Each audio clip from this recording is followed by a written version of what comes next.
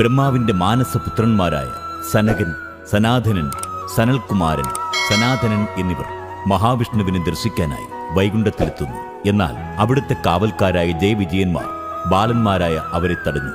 ഇക്കാരണത്താൽ ജയവിജയന്മാർക്ക് അവർ ശാപം നൽകുകയും ത്രേതായുഗത്തിൽ ഹിരണ്യാക്ഷൻ, ഹിരണ്യകശിപു എന്നീ പേരുകളിൽ അവർ ജനിച്ചു.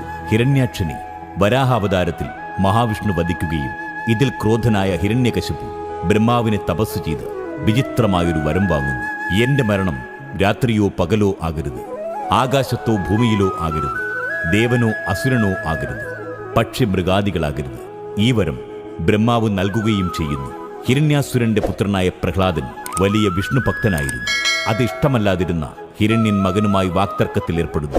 പ്രഹ്ലാദന്റെ ഭക്തിയിൽ സംപ്രീതനായി ദുഷ്ടസംഹാരം നടത്തുവാനും ഇഷ്ടജന പാലകരെ രക്ഷിക്കുവാനും ശ്രീ മഹാവിഷ്ണു തൂണു പിളർന്ന നരസിംഹരൂപം കൈക്കൊള്ളുന്നു. ഓം നമോ നാരായണായ. ഓം നമോ നാരായണായ. ഓം നമോ നാരായണായ.